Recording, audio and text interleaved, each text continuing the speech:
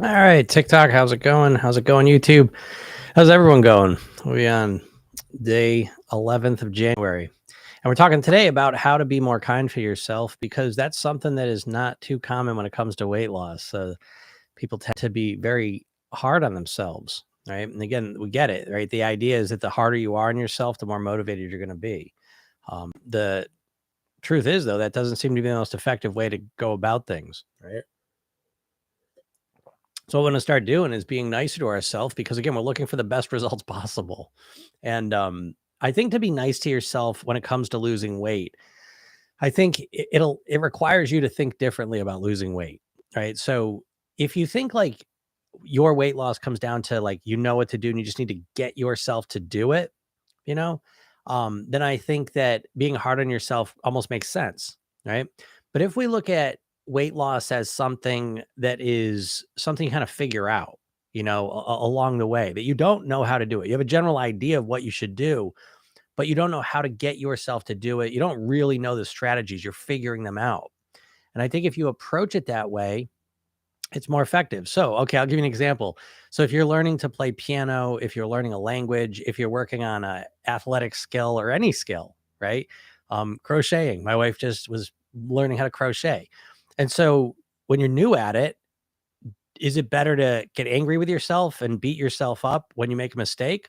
Or does it make more sense to relax, calm down, and be more supportive of yourself, right? Which one's going to help you learn better and faster?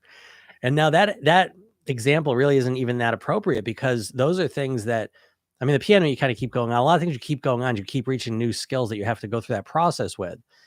But weight loss, it's a never ending of that process, right? And so the thing with weight loss that's unique is that that's different from the rest of those is that the more upset you get with yourself that you're not eating right or you're not doing the right things to lose weight, the problem is the more upset you get, the more likely you are to use the food to deal with the frustration and the negative emotions you're feeling, right? So that is one of the big reasons why I find that beating yourself up when you want to lose weight is very counterproductive because the more you beat yourself up, the worse you feel about yourself, the more angry you get, the more likely you are to eat the foods and do the things that you don't want to do that are going in the opposite direction. Okay. So, what does it look like to actually be kind to yourself when you're losing weight?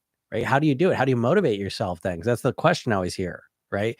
I want to be nicer to myself, but then if I'm nice to myself, then I'm not motivated. I won't do anything. Right. And that's the challenge.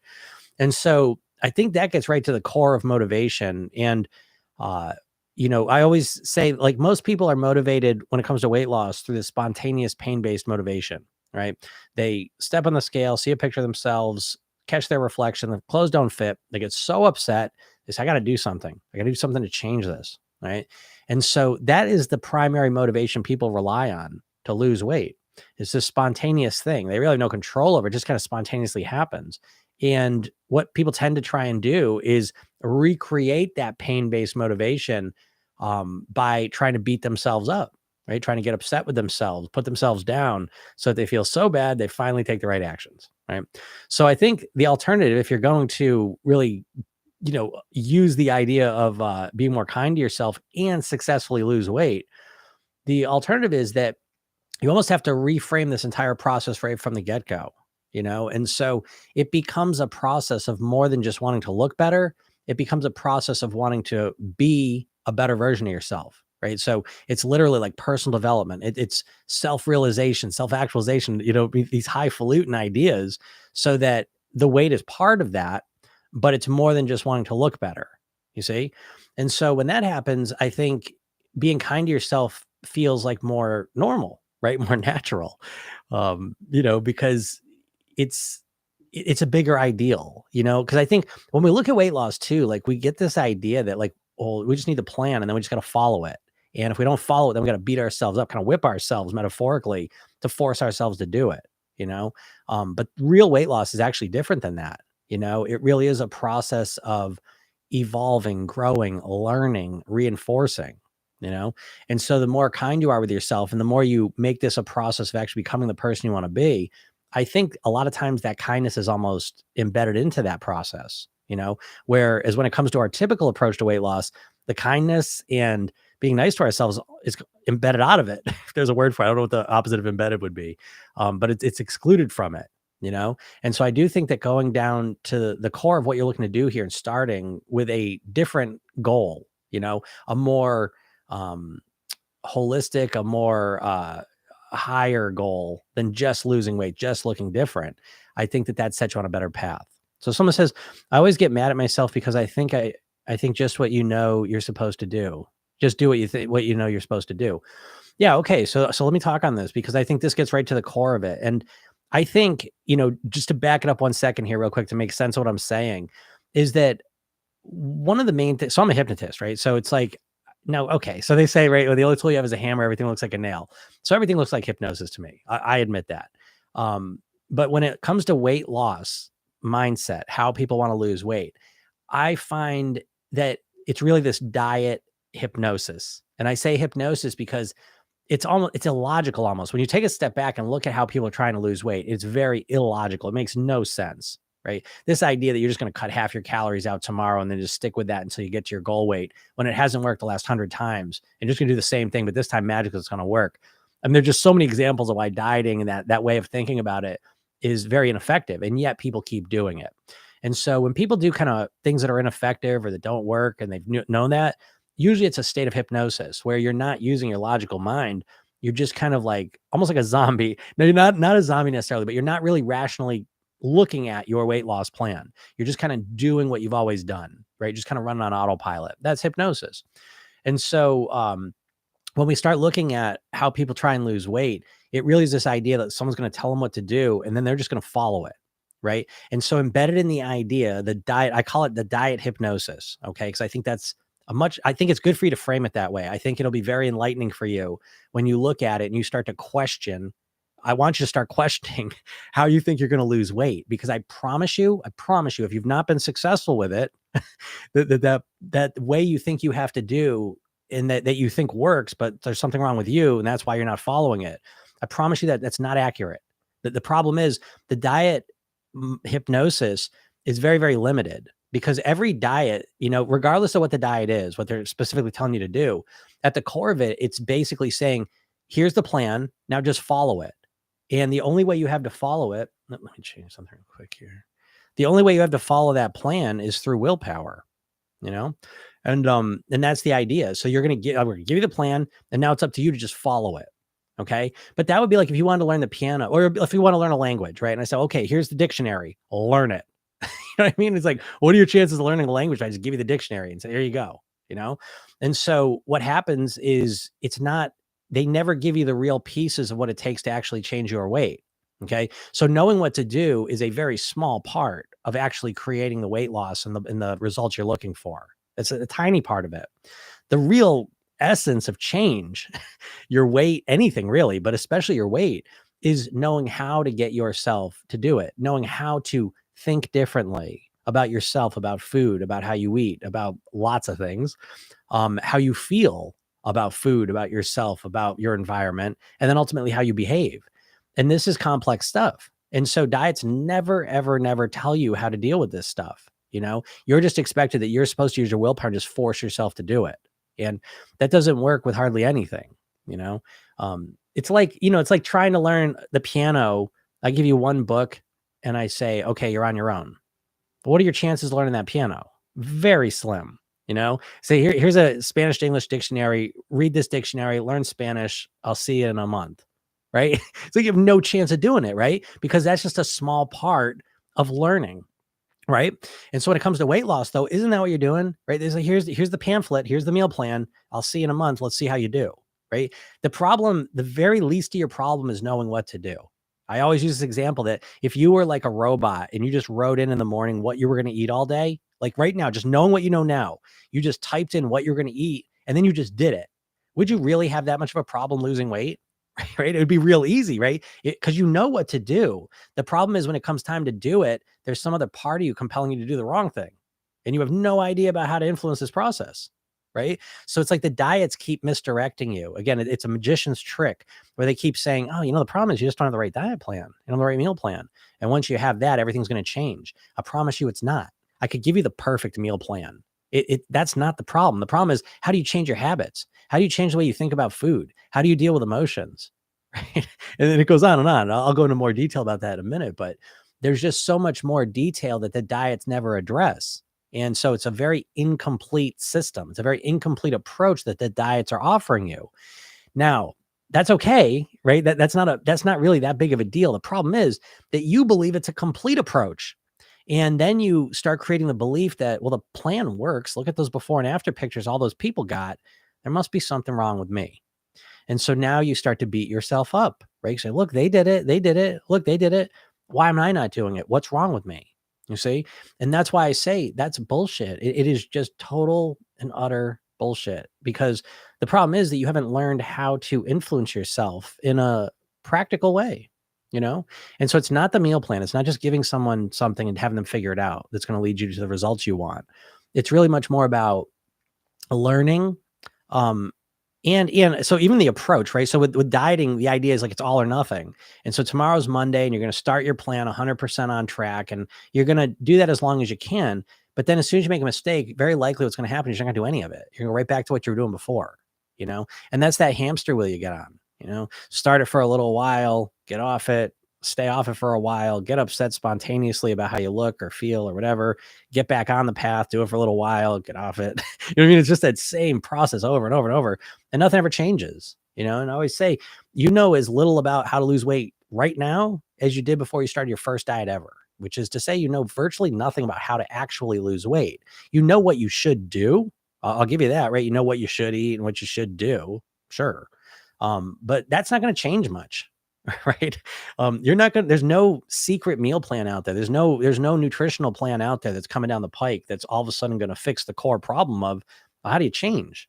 Right. And in humans, how you change is a challenge. That's the challenge, right? Because you're not built to change. You're built to keep doing the same thing. I really had this breakthrough thought yesterday, and I was thinking to myself, you know, the way our body is, and this applies to everything, is what this was the real breakthrough I had. Because I was thinking, like they say, your body is really built for homeostasis. Like it's built to remain the same, right?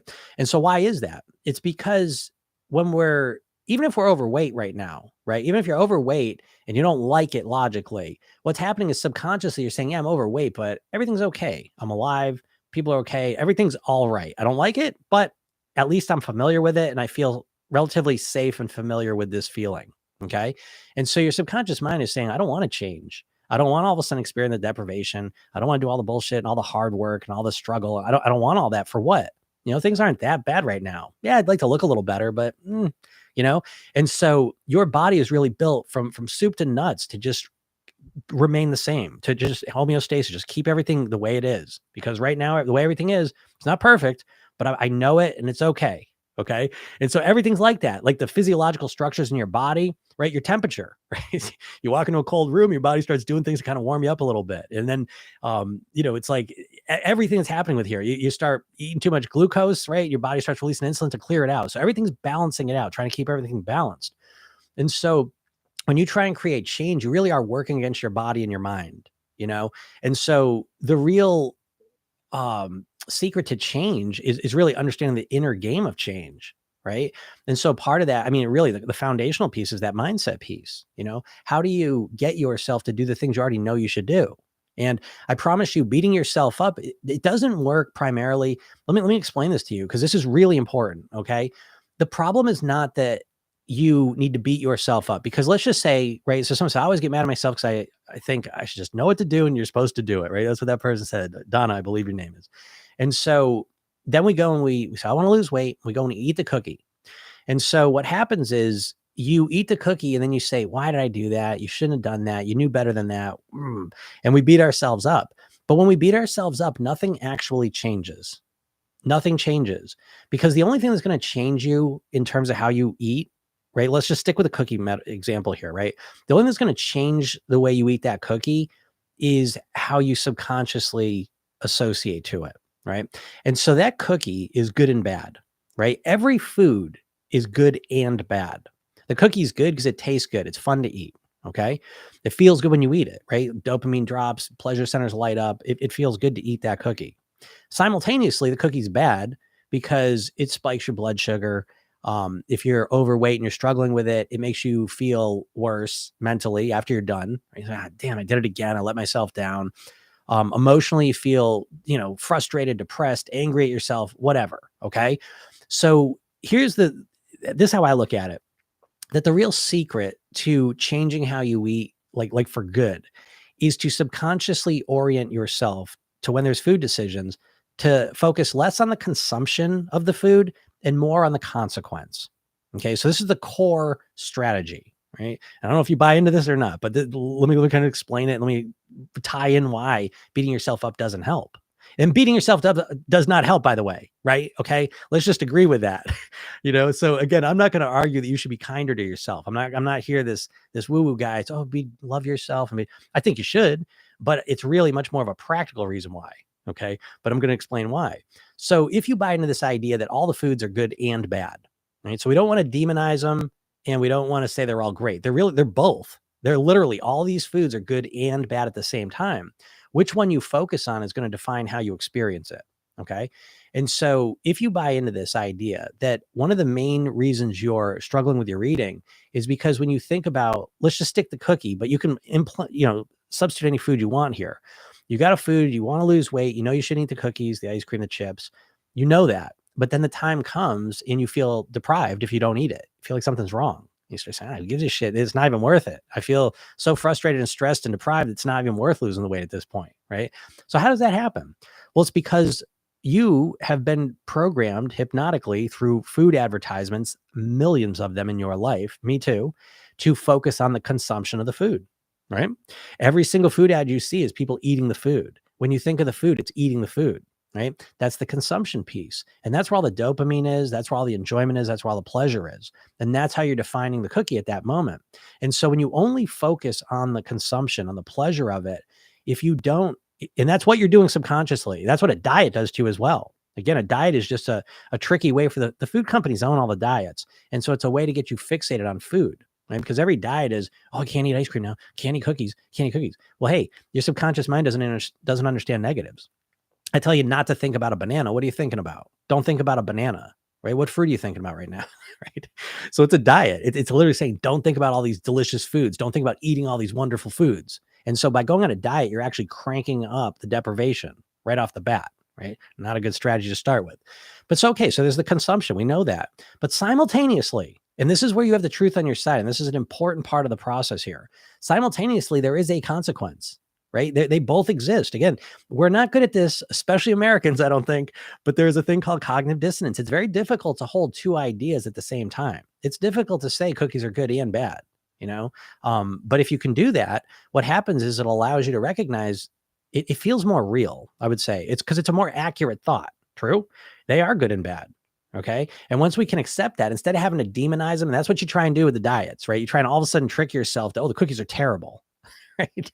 It's like, you don't believe that, but if you start to say, you know what, they're good and bad, I promise you that's going to be a much more acceptable thought to your mind because it's more accurate.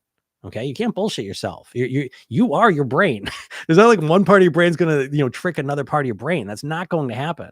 Okay. So if you're going down a path trying to lose weight of bullshitting yourself, like, you stop now, please, because it's never going to work. Okay. So what you want to do is you want to start recognizing the truth is there's consumption and there's consequence. And this is where you start to open the door to real change, because that consequence is real as all get out. Now, the problem is that you've been focusing on the wrong consequence. The consequence you're focusing on when it comes time to decide on the cookie's in front of you and you say, I want to lose weight, but that looks good, but I don't want to eat it because I don't want to gain weight. This is the mistake you're making, because that consequence is too far in the future and it's an unknown. Okay. Because in your mind could say, I'm not going to gain weight because you know why? I'm going to go to the gym tomorrow and I'm going to burn it off. So you can start making up these stories. It's too far in the future, that consequence. And your mind is built to value now more than the future. Right. So if I say, I'll give you $100 now, or I'll give you $150 a year from now, right? Which one you take it? Give me the $100 now. I don't know what's going to happen this year. And that's what your mind's saying every time you're looking at that cookie and you're saying, don't eat that cookie. I want to lose weight. It means almost nothing to your brain. All right. So what consequence can we focus on that actually is going to give us an impact to help you say no to the cookie comfortably and easily? Here's a secret. We need the consequence that happens 5, 10 minutes after you finish eating the cookie, because that consequence is close enough to actually impact us. And so the big subconscious shift that I look to create in all my clients and that I experience for myself is to subconsciously, when I'm thinking about food, to go from focusing on the consumption of it to starting to focus on the consequence of it. So that when I have a food decision in front of me, instead of just thinking about how good it's going to taste, in my mind, I'm thinking, how am I going to feel 5, 10 minutes after I finish eating it? Now that's a very interesting question because there's no bullshit. I'm not trying to trick myself. Okay. What I'm doing is I'm saying, honestly, where am I going to be 10 minutes from now if I eat that cookie? And now I've done this enough where I know, well, I'm going to feel like I let myself down. Physically, I might feel fine. If I binge eat or eat too much stuff or eat the wrong stuff, there might be a physical effect. I might feel really full. I might feel lethargic, feel like I can't move. But the biggest consequences that you can focus on 10, 15 minutes in the future are the mental and the emotional ones. Mental being the internal dialogue that's going on in your head. Now, you probably have little awareness of this, okay? But as you start paying attention to it, you start to realize that you are talking to yourself 24 hours a day in your head. And after you make the wrong food choice, that internal dialogue is very, very negative. You were saying very mean things to yourself, Um, again, things like, oh, and I'm going to keep it clean here, right? But we say very, very mean, nasty things to ourselves. And so we eat the cookie and we say, oh, you jerk, you wanted to lose weight. Look what you did. You don't even deserve. Here comes the mean part, right? Here comes you stupid. You did that. Now you're never going to lose weight. You don't even deserve to lose weight. You couldn't say no to that cookie, right? We start that whole internal dialogue. We start to think of ourselves being overweight, out of control, an addict, all this negative stuff. So that's the mental piece, how we're thinking and how we're thinking about ourselves specifically. Then there's the emotional piece that comes with it. Now, again, I'm not saying it's this dramatic because you aren't aware of it, but I'm saying it is there. And if you pay attention, you'll realize the negative mental and emotional effects and consequences from choosing the wrong food. They're there. And so this is a process. This isn't something I tell you and it all of a sudden just changes everything for you immediately. Because again, going back to weight loss, just like learning a language, the piano, oh, you know what? Learning anything, it takes reinforcement, right? You can't just, you want to learn the piano. You can't just read a book about how to play the piano and then you know how to play it, right? It takes consistent reinforcement and practice. Okay. Same thing with your weight loss. And that's another lie that diet hypnosis has installed into us. This idea that doesn't take practice. It just takes, here, you dummy, here's the plan and just follow it. Right. So there's no practice embedded into the idea of dieting. It's all or nothing. It's black or white. It's follow it. And if you don't follow it, it's because you have no willpower and you're a weak slob that can't do it, right? Whatever mean stuff you say to yourself. But the truth is that anything in your life that you have learned, anything, I challenge you, literally anything, down to using a computer mouse, right? You didn't just use that computer mouse and have it down. You did it and then the mouse went way over here and then you're like, you know what I mean? Eventually you got the fine motor skills to use it really well now, right? But it took practice and it took reinforcement and changing all of the behaviors that influence your weight, right? Again, the diets minimize what's at stake here because the diets are really built around a simple concept. Every diet is built around one simple concept that you can understand. Just give up carbs. Just stop eating carbs and you'll lose all the weight. Just stop eating carbs. You know what I mean? That's a simple concept. That's the one thing. But the implementation of stopping eating carbs in the modern American world is like, what? You know what I mean? That is a much behaviorally, that's a much more complex thing. Psychologically, mentally, physiologically, behaviorally, that's a very complex thing. Even though it sounds, it's just quitting carbs. It's just stop eating carbs, right? So they simplify and make it sound so simple, but they do that many, many layers deep.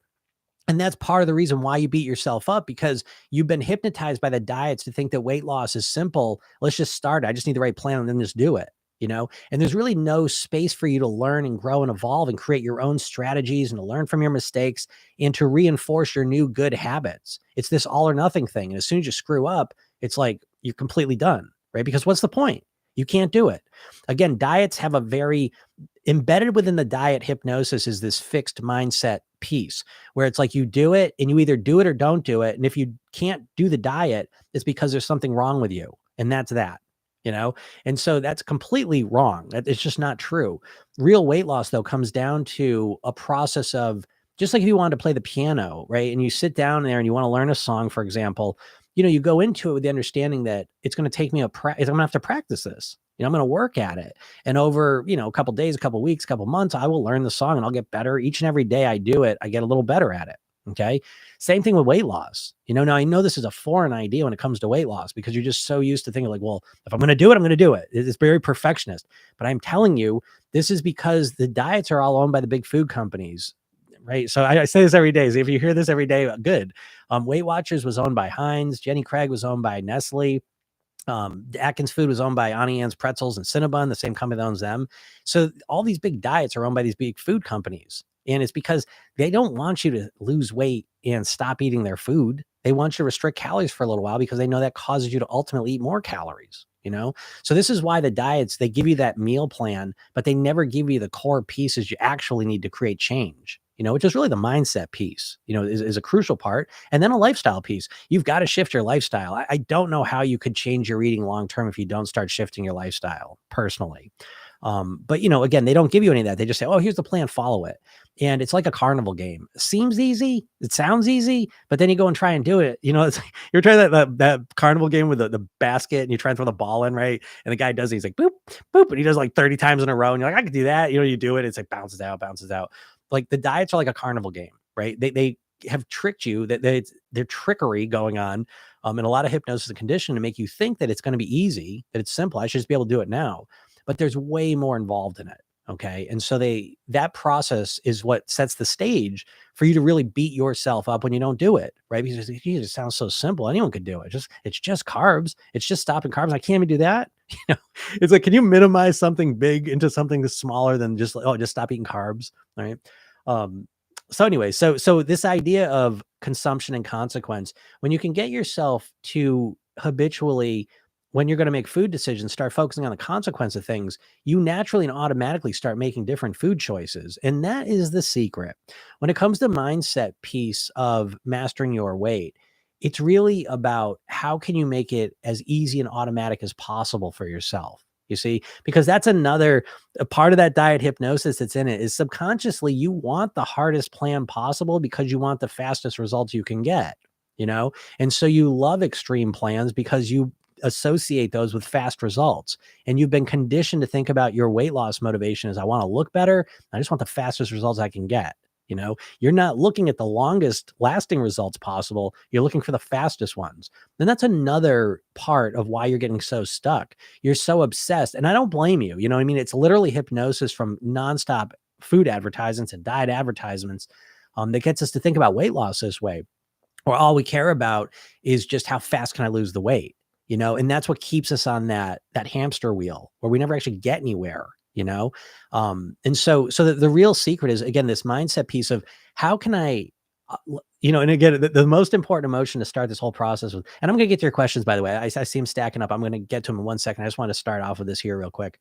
When the big difference here is that we start asking questions like, and this is where the patience comes in. I don't have to just lose the weight right away. Okay. It's been 30 years of me trying to lose weight. You know what? I'm finally going to change how I'm doing it. I'm going to stop just trying to lose it right away. And I'm going to start creating long-term, changes to what I'm doing, things that are going to last long-term. And when you start doing that, then you can start asking questions like this. And I know this is a question you don't ask.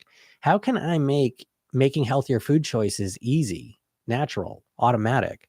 How can I start to lose weight in a fun and enjoyable way that I want to continue and maintain forever? You see, now I know you have no answers to these questions. I know you never ask these questions, but when you start asking these questions, your subconscious mind's a servo mechanism.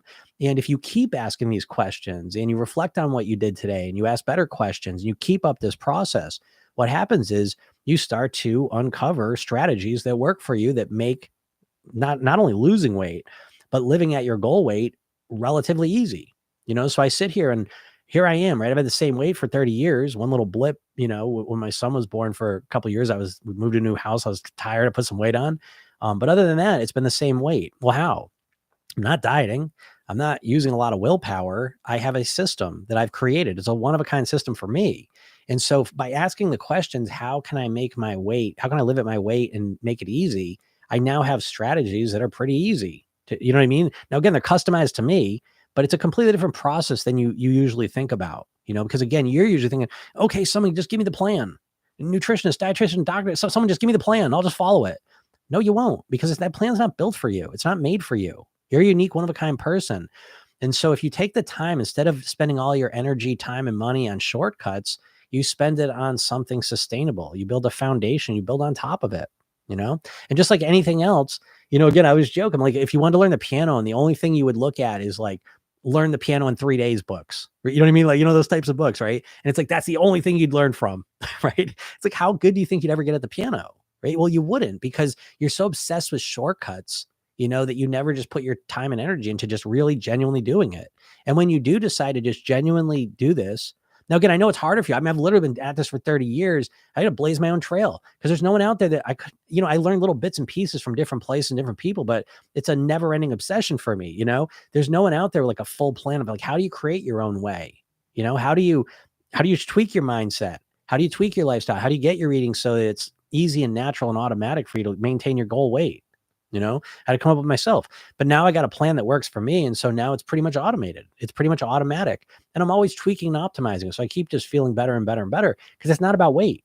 All right. But I want to get to some questions here. So if you guys have any questions, feel free to ask them. I'm going to answer them. I am live. I know some people wonder if I'm live. I am live. Is there a way to keep the willpower? Yeah. And listen, willpower is fine. We in my program, we use willpower. So what most people do metaphorically, right? Because think about this. You want to lose weight. You've tried to lose weight and you want to. I know you want to lose weight. And so you start eating better. You try to eat better and you want to lose weight, right? But then all of a sudden, what part of you compels you to eat the wrong foods? Have you ever really thought about this? Usually people have kind of real vague ideas. Well, it's my cravings, my food cravings. It is your food cravings, but where are those cravings coming from? Do you think it's just physical, right? Do you think there's a mental component to your cravings? Right? Probably there is. And so what I like to think is that basically what runs your behaviors is your subconscious mind. That's the way you're designed. Like, you can tie your shoes, you can use a computer mouse, like I was saying. You don't have to think about it. You just do it now, right? You ride a bike and it's like, you never have to learn how to ride a bike ever again. Why? Where is that information stored? It's not your conscious mind. Right? It's your subconscious mind. And so your subconscious mind, this is what holds all the things that you've learned. All your thoughts, feelings, and behaviors that run on autopilot are all in your subconscious mind. Your subconscious mind is very energy efficient. That's the way you're designed. And so you have this subconscious programming. I'll use that as a phrase. You have this subconscious programming that just runs on autopilot, basically. And so when you want to diet, what happens is you use your conscious willpower and you try and fight against these automated thoughts, feelings, and behaviors. Right. So it's like, okay, I'm going to go on a diet. And so now you have to stay consciously aware. Okay, don't eat the muffin at breakfast. Oh, okay, I'm going to eat healthy. Oh, not eating a cookie at lunch. Nope, no cookie. Okay, oh shit, here comes after dinner. I'm going to sit on the sofa and I'm going to watch TV and I'm not going to eat any snacks. I'm not going to eat any snacks, right? And you're fighting against this, right? But eventually what happens is you get distracted, tired, bored, sick, whatever. And this part gets weak and fades away. And this part just goes right back to what it always did.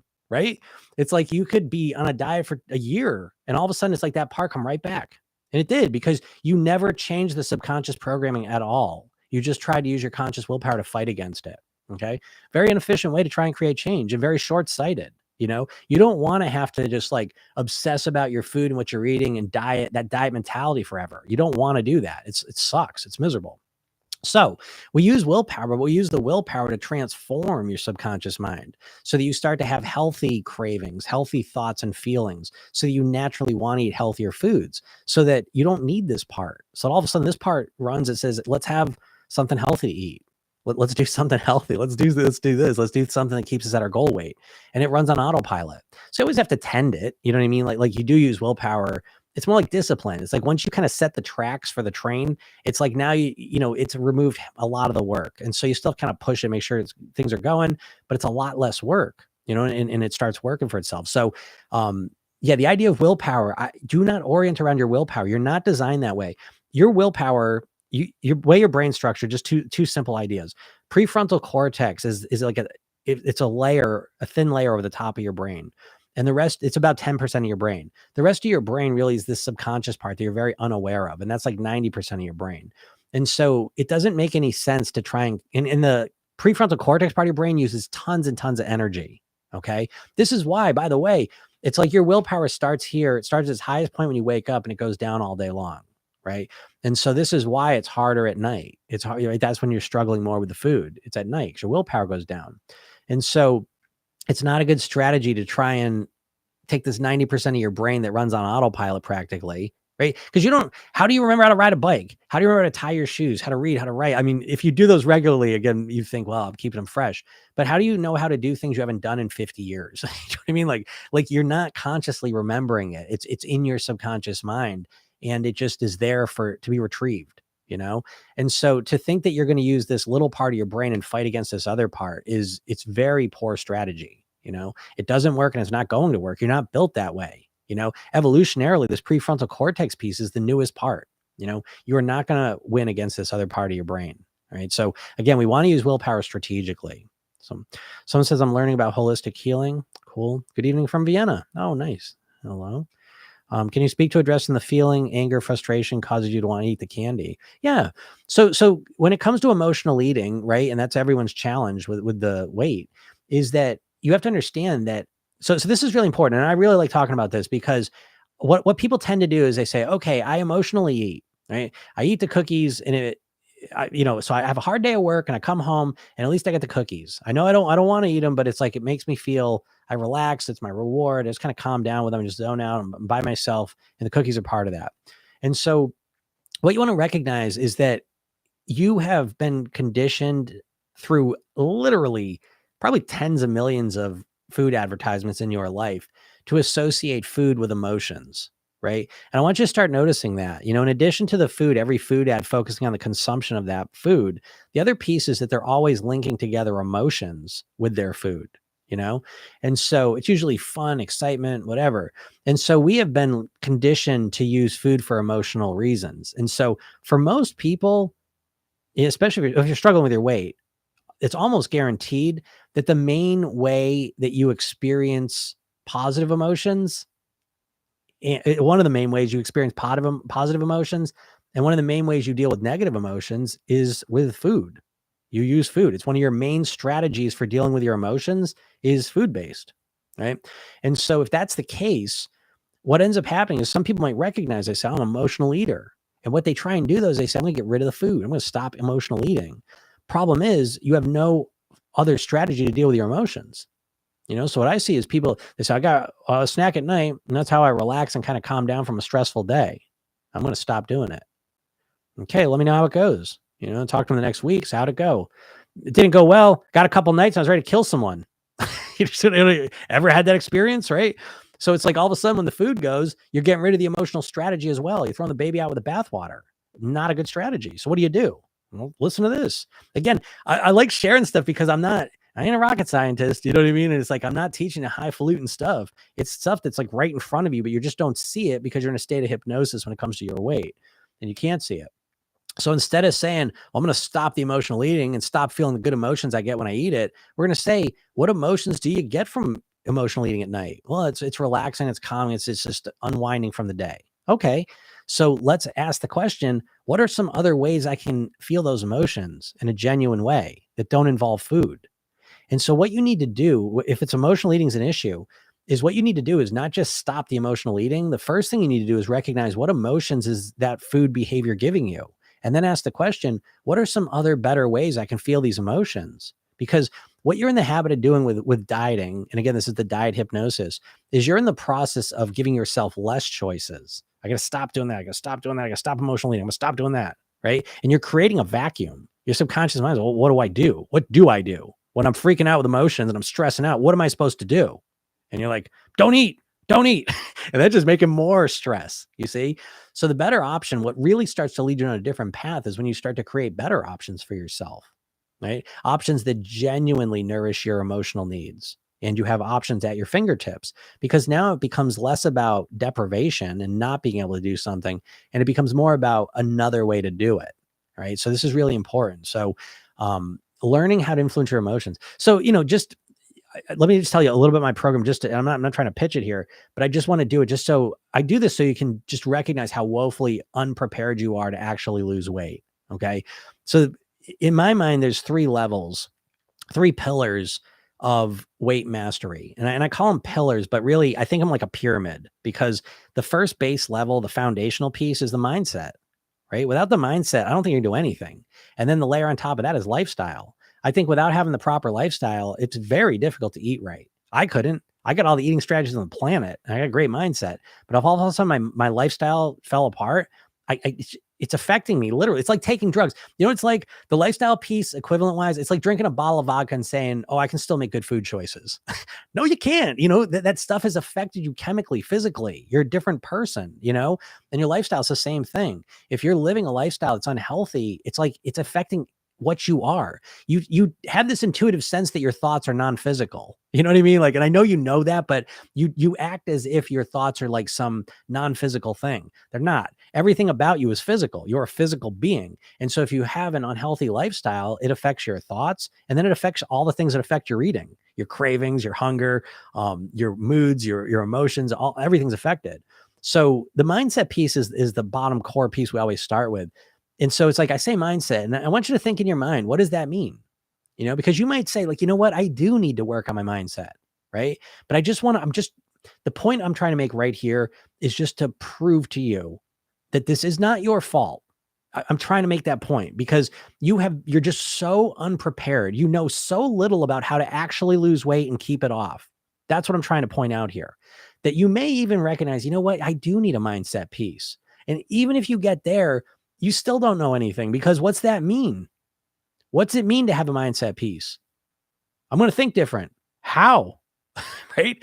You know, and again, I just say this I hope this inspires you to realize, oh, it's not because I'm a bad person or something wrong with me, or I have a weak character, or I'm all bad, all this other stuff. It's because you have not learned the ingredients, the strategies, the components of how to master your weight. And so let's talk about mindset, right? So in my program, the first thing you do, there's 6 components of mindset. Could you even name them? Probably not, you know, but I break them down. So my book, it's Weight Mastery Blueprints. And the very first part is the mindset piece. It's a 60-page workbook, you know, so it's not for the faint of heart. It's not for most people, to be honest, because most people don't really want to lose weight anyways. But okay. So the mindset piece, the very first thing is motivation, you know, because the very first hurdle you got to overcome is that you don't even want to lose weight. You wish you'd lose weight. Okay. But you don't actually want to do it. All right. And it's because you don't even know how to motivate yourself. That's why I was saying before, the only motivation you know in terms of weight loss is a spontaneous pain-based one of stepping on the scale, seeing your reflection, seeing your picture, clothes not fitting. You get so upset. You got to do something. That's the only motivation you know. You know, short of if you had like a wedding coming up or some big thing coming up, just real spontaneous little things that came up that helped you. But without those things, you have no ability to motivate yourself to lose weight. You just proved it because here came the new year. You wanted to lose weight. You wanted to be motivated, but you have no idea how, you know? And so you're just there and you're like, what do you do? Come on, let's do it. Oh, it's new year, new me. Come on, we're going to do it this time. Here comes the Monday and we're going to do it. It's like, you know, that's what makes me feel so sad because it's like there's solutions and answers. So when I take people through motivation, I have a thing called the motivation matrix. The first level is pain and pleasure. You have to know how to strategically, intentionally use pain and pleasure. That's what motivates you. And then there's a second level, which is intrinsic and extrinsic motivation. Write these things down, you know, at the very least, go learn them on your own. Because right now, without knowing these things, you're never going to lose weight long term, like literally never going to do it. You're not motivated. If you're overweight and you haven't lost any weight and you haven't really been able to get yourself to do stuff, I promise you it's because you don't really want to lose weight. You think you want to lose weight. That's the big trick. You wish that you would lose weight on a level 10 out of 10. I know that. But actually wanting to take some action and commit to doing something to make it happen consistently, very, very low, you know? And until you get that cranked up, you're never going to get the results you want. I promise you, you know? And so that's the first step. So that's the motivation piece. Where's the motivation? The next step is your self-image, right? This is like, you know, they talk about like a weight set point, like what's controlling your weight. I believe it's the self-image, right? It's how you're thinking about yourself. And if you've been overweight for a long time, you think of yourself as an overweight person, you relate to the world and to all the people in your life as an overweight person. That's how you think of yourself. And all of those thoughts are keeping you trapped. It's literally like a thermostat and you're stuck at that weight primarily because your thinking is keeping you stuck there. The way you identify yourself, the way you think about yourself. And you've been doing this for a long time. If you think, well, I'm an overeater, I have no control over food. I've always struggled with my weight. If that's that's the beliefs you have about yourself, how are you going to lose weight? Like how? You don't believe it. And those beliefs, I promise you, are literally creating your reality. I'm not going to go into that now, but reticular activation system, look it up. It's fascinating. You don't live in the We don't all live in the same world. Your world exists based on the beliefs you have, and you see a different world. Okay. So anyways, that's the self-image piece. Then there's the habits, right? We break down the habits because you have no idea of what's going on with your habits. You have no idea how habits run psychologically. What is the subconscious process of habit? You don't know. You don't know about the habit loop. You don't know about unconscious environmental cues triggering you. You don't know about the states you go into. What you know is that you got some bad habits and you say, I'm going to stop those. I'm going to use my willpower. I'm going to stop them, and that lasts for a couple of days, maybe a couple of weeks. And then they just come right back because you probably don't know this about habits. Your bad habits are neural wiring. Okay. Think about it that way. And you can't get rid of neural wiring. There's no getting rid of old wiring, right? All you can do is wire new wiring over it and then reinforce that and let that be the new automated process. But you can't get rid of old wiring. This is why some people be on a diet for a year or two and they get off it and they come right back to where they were. Right. And you get so mad at yourself, but it's because you don't even understand. You don't understand what a habit is. You don't understand how your subconscious mind's working, how your brain works.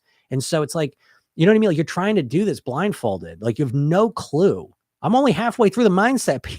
So what's the next thing?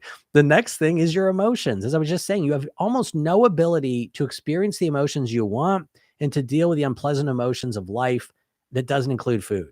You have very few strategies or understanding of what your emotions are, how you're creating them, and how to do the ones you want. And so it's like, what are you going to do? So it's like if food is your main strategy for dealing with emotions, you are not going to let your emotions run wild. And what I mean by that, you're not going to allow yourself to steep in a stew of deprivation and boredom and frustration and tension and stress just so you can lose weight. Okay.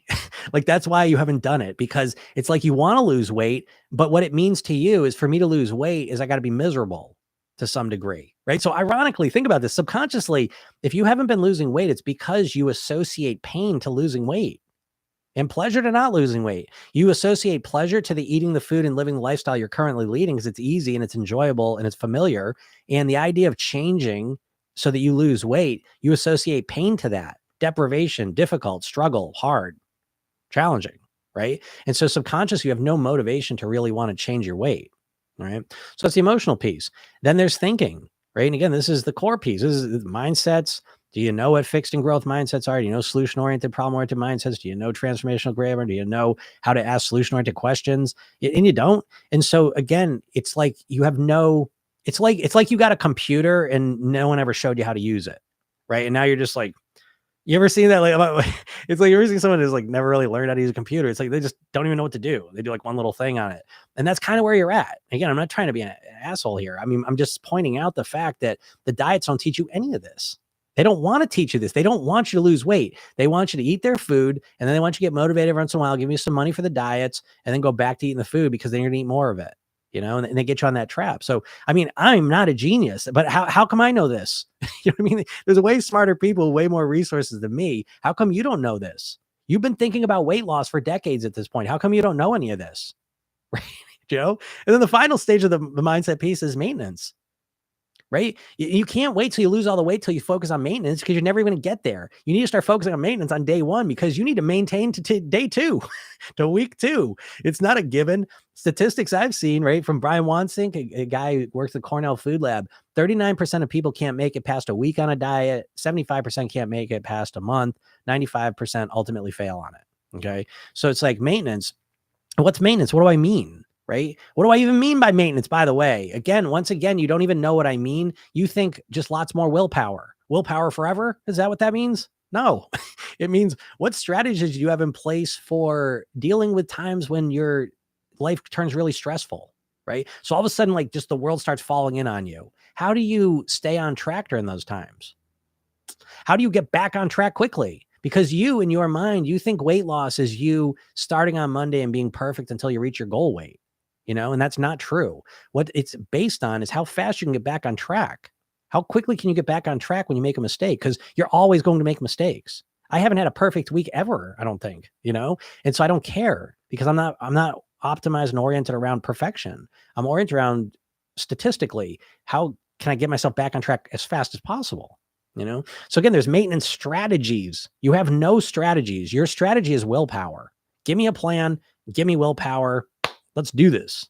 You know what I mean? You got to stop. You got to stop. It doesn't work. It's woefully inadequate. It's just not enough. All right. That's just the mindset piece. Then there's a lifestyle piece real quick. It's your sleeping, your hydration, your relaxation, breathing, nourishment, movement, meditation, gratitude, and when you get these 8 things into your life, even just in little bits, it's absolutely transformative to who you are as a being, physically, mentally, emotionally, spiritually. It changes everything and it makes everything easier, and then there's the eating blueprints and it's strategy, it's strategy. The question becomes, how can I eat in a way that allows me to live in my goal weight that's easy and automatic? That's the top line question. And there's a bunch of strategies underneath it that you make that happen, but I say this stuff to you because you have no idea how to do this. And then the other part of my program, the very first thing you do is you learn the Program Yourself Thin technique, which is a self-hypnosis technique. It takes a minute or two that allows you to program your subconscious mind, because all the knowledge in the world is not going to make a lick of difference in your behavior. Again, trying to, change yourself with more information. It's like reading a bunch of books about how to play the piano and expecting you're gonna be able to play it by the end of them.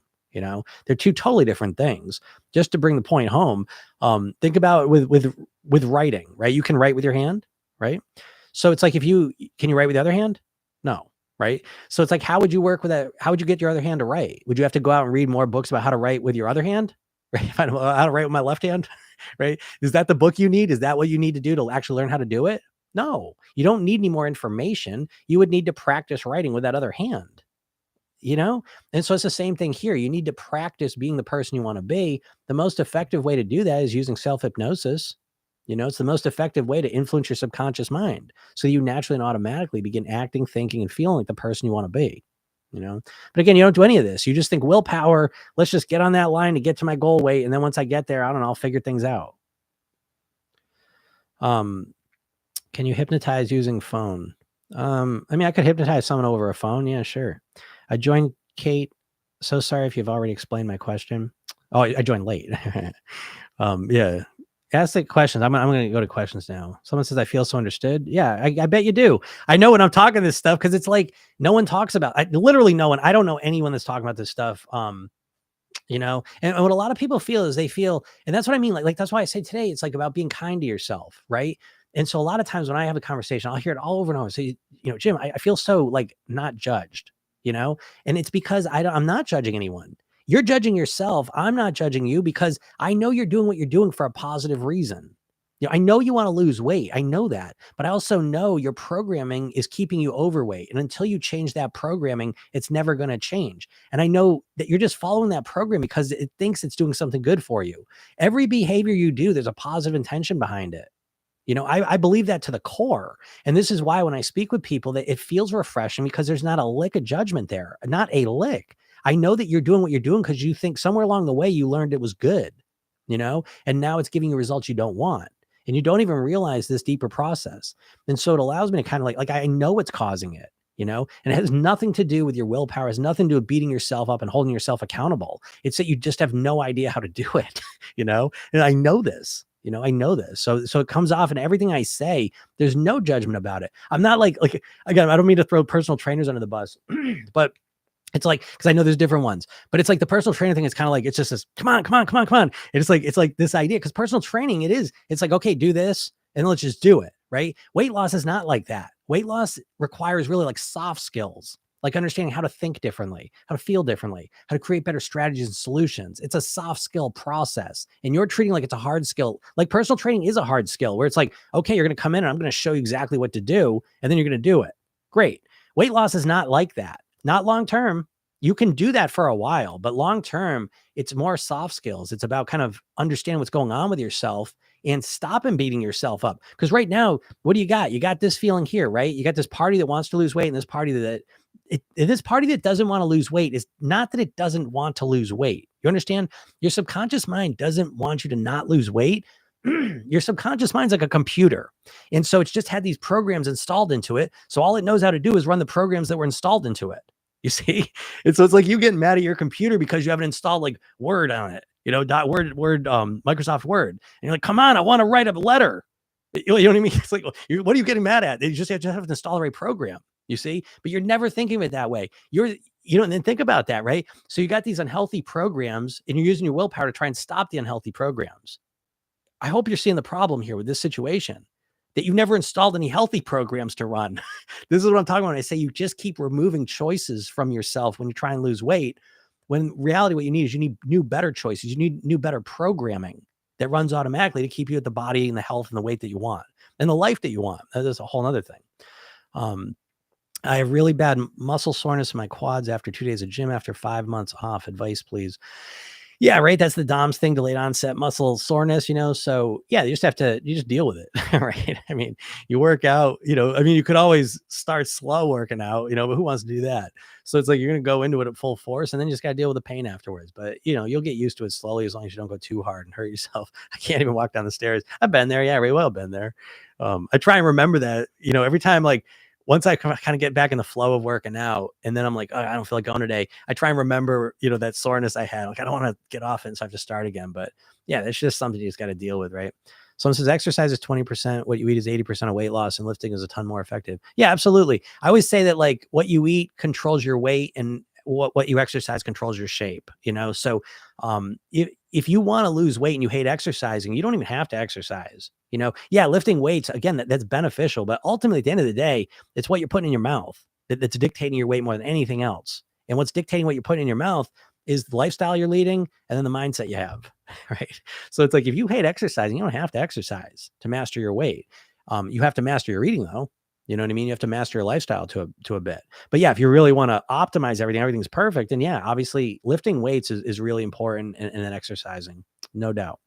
Romania. That's pretty cool. 2 people from Romania. What's going on? You guys together? Is it a crew? Someone says I've lost so much money on diet plans. Yeah, absolutely. I mean, they just, again, so here, let me suggest this to you. So you have, like, the ability, because the diets are trickery. They're like magicians. So what they do is, again, they're always focusing on the simple concept. They want to make it sound so simple that, only an idiot couldn't do this. Who couldn't just cut carbs out? I mean, how much easier could it be to lose weight than just cut all the carbs out of your diet? Right? I don't think there's any concept that sounds easier than that's actually harder to implement. But so anyways, when you see a weight loss plan, a new question you want to start asking yourself, so you stop wasting money, is ask yourself, okay, it's telling me what to do. Every plan is going to tell you what to do. We know that. But you want to look a little bit deeper. Is it going to help me implement it? Or am I expected to just use my willpower and just follow and stick with it? And if it's not showing you how to implement it, it's not going to work. Like, there's such a lack of chance, because, again, the problem is not that you don't know what to eat or do. The problem is you don't know how to get yourself to do it consistently. So until you learn how to do that, I don't know. I mean, what's the point? You know what I mean? What's the point of trying to follow on the diet? And by the way, so I always say this, like most of my clients that I work with, usually it's women in the ages 40, 50, 60, and sometimes 70s. And what happens is, once you start getting to your mid 40s, you've tried all these diets, you've succeeded with some and then put the weight back on anyways. And now your subconscious mind knows that the diets don't work. And so the big challenge you have now is that you can't even get yourself to start a plan. Because now your mind says, I don't even want to start, because then there's all the frustration, the stress of doing it. And then there's the disappointment that follows it. That's what your belief now. And so you probably find you can't even get yourself started on a plan. You're just stuck. And so if you feel that way, it's because you keep looking at the exact same strategies. Your subconscious mind knows that these strategies are the same. And so just because one says don't eat carbs, one says just eat protein, one says just eat cabbages, don't eat grapefruit, whatever the specifics of the plan are, you get dazzled by that, your conscious mind. But your subconscious mind's like, this is just like the rest of them. It's not going to work. It's not going to last. I don't want to do it. This is a big reason why you're struggling with motivation, for sure. Growing up with parents made me finish all on my plate. Now I can't keep food on my plate. The struggle. Yeah, that's a common one, right? Is how to deal with the clean your plate club, right? I had that. I'll give you one. I'll throw you a quick one. And I work a lot with this with people, because this is a very common one. But I'll just give you a simple strategy. I don't like to just give strategies, because it's almost like diety, right? If I just give strategies out, right? Thanks for the gift. I love those weights. So yeah, it's like, so I'll just give you a tactic anyways, and you take it or leave it. Because every diet, right, if you want to think about it, they're all tactic based, right? It's not strategy. Strategy is a holistic strategy that really understands all the elements of actually not just losing weight. The mechanics of losing weight are very simple. It's the actuality of consistently doing the things that cause you to lose the weight and then keep it off. That's the thing that requires an entire system. As I say again, mindset, lifestyle, and eating systems, right? And yeah, but I'll give you a tactic. So one thing you could do is you could start to save that food instead of throwing it out. Is save it for leftovers if you eat leftovers. Sometimes that has worked for people. So instead of like the idea, like, well, I'm going to either eat it all or I'm going to toss it, you can, scrape it right off into a place where you can save it. So that's a tactic. May not work for you. Again, there's so much deeper stuff that can help you with that, but that's why I never like giving tactics. Um, let's see. The bad food didn't take the feeling. Oh, I wanted to see that. Dun, dun, dun, dun. The bad food didn't take the feeling away, but it did help soothe me when I ate it. Hamster wheel. Yeah, exactly. And see, that's the thing, right? See, that's where going back to the main idea today of not beating yourself up. It's like, so I always say this to people. This is a good mental exercise that you should treat yourself as if you were talking to a friend of yours that you cared about. And say a friend of yours wanted to lose weight and they were actively working on it, right? And then they made a mistake and they tell you like, oh man, I don't know what happened. I'm doing so well. And then last night I ate a bunch of cookies. I don't know what's going on. Like, would you go to them? Oh, bunch of cookies. You can't eat cookies. If you want to lose weight, you cannot eat those cookies. You should not have done that. I don't know why, right? Would you say that to them? No. What would you say? Hey, it's okay. It's all right. Just get back on track. Right. So you've got this stuff that's in your head somewhere. The problem is when it comes to you, right? You're just beating yourself up. And so why don't you do that to your friend? If you think it's so effective, do it to them.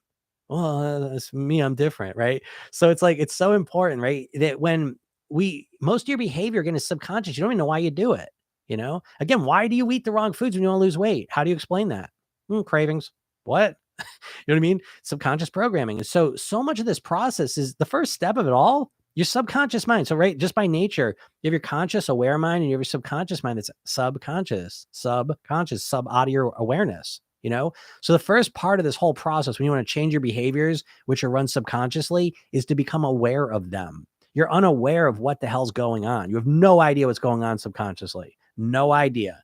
And because you have no idea, you can't fix it. So the first part of this process is to recognize mistakes are your greatest teachers if you allow them to be.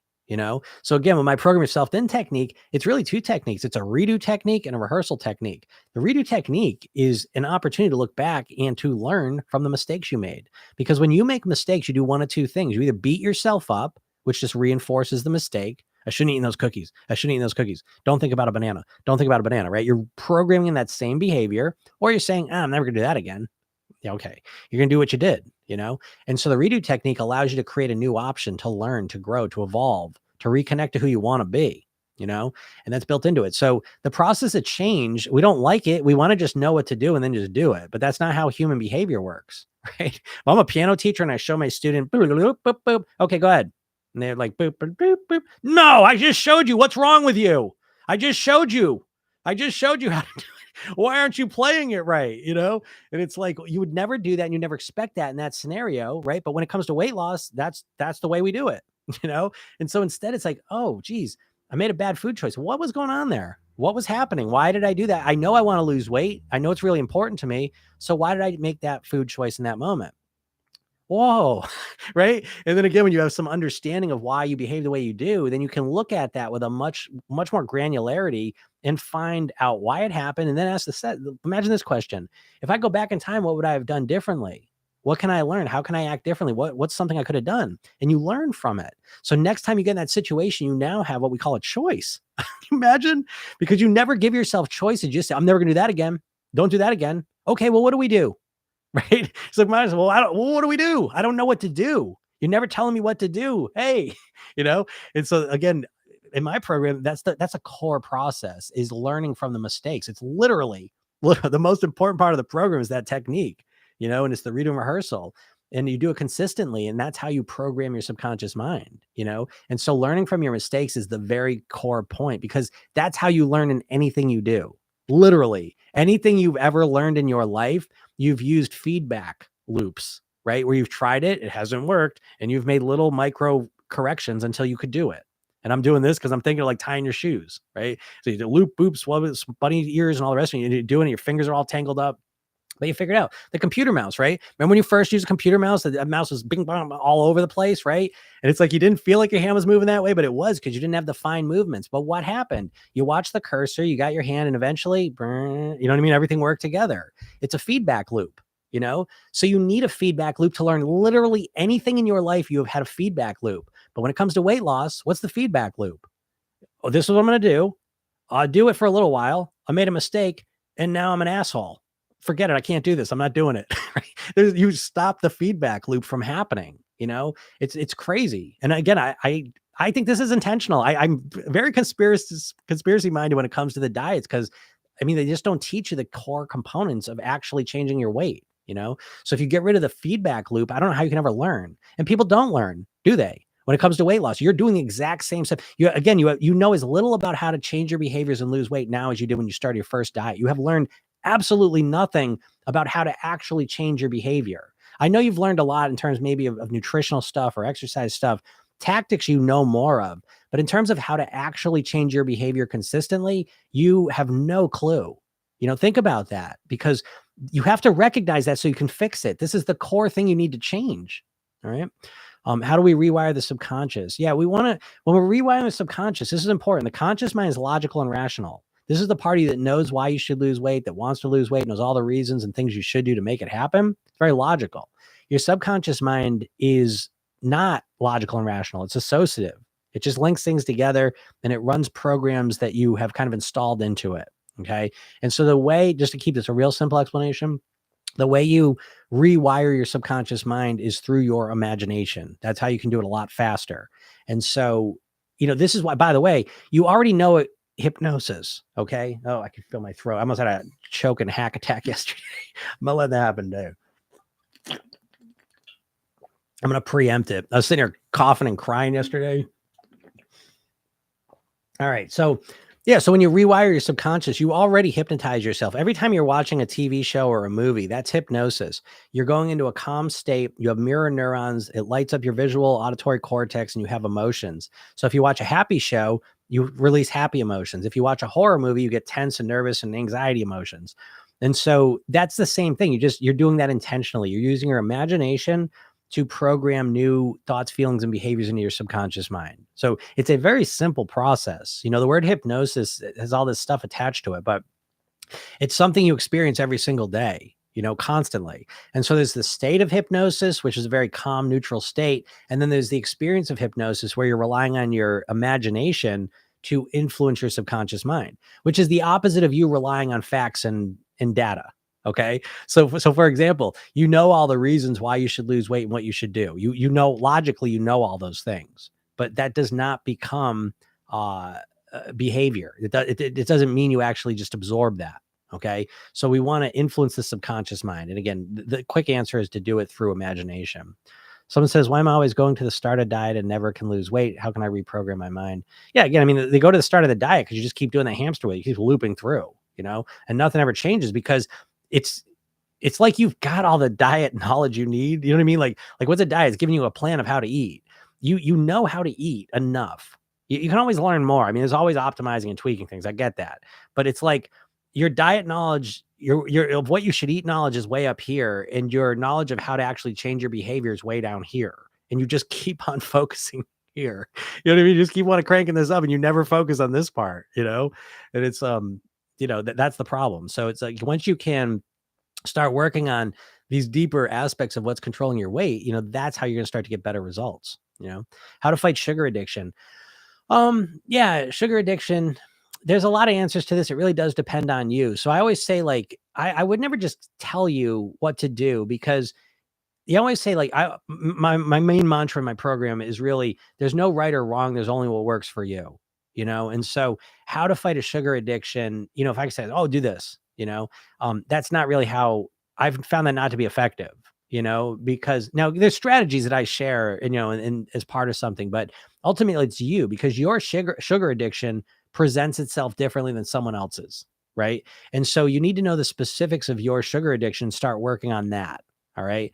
But in general, I mean, this is going to sound stupid. It's so simplistic. You're going to be mad that I'm even saying it. But obviously, the more you start to cut down the sugar, the less sugar cravings you have. Right. So it's like, what I say this with smoking and cigarettes. Oh, thanks for the roses.